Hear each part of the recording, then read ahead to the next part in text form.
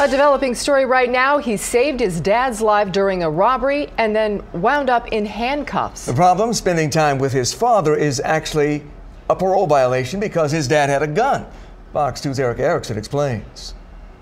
He took a bullet for me. Yes, he did. Tyrone James says his son, 29-year-old Tyrone James Jr., is being treated like a criminal when he says his son saved his life. Like, if he wouldn't have been here, I'd probably be dead now. James says he was working on his wife's car outside his Detroit home on Liddesdale Monday night with his son, who came over to help, when James saw two men approaching them. He runs up and he put the gun straight in my face. And then there was another guy on the other side of the car. James, who has a CPL, hands over his wallet and his phone to one man while the other man gets distracted. That's when James Jr. tackled him. During that struggle, getting shot in the thigh. I'm still not trying to pull my weapon. I was going to let them get the robbery. Like, you know, you get this money and go, but they took it somewhere else. James eventually showing the men his gun. One man runs off. James and his son hold the other man until Detroit police arrive.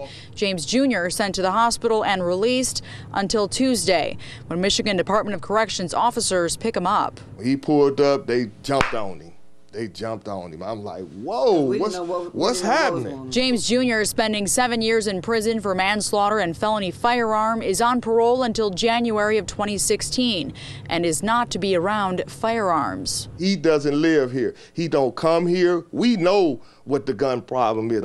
He just did 7 years. You think I'm finna put him in harm's way? A spokesman for the Michigan Department of Corrections says Tyrone James Jr. is being held here until that investigation into that parole violation is completed. Now, the department has 10 days to decide whether to charge James or not. He got shot. I mean, he getting the worst end of the whole deal. Detroit police say they have one robbery suspect in custody, still searching for the other. They also say they're treating James Jr. as a victim in this case. They say that James Jr.'s probation violation is being handled entirely by the MDOC. We didn't ask for this. That came to us. While James says he understands the law, he also says it's not all so black and white. And I'm going to walk the end with him. If they make him go to jail, I'm going to be there with him. Hopefully they won't. In Detroit, Erica Erickson, Fox 2 News.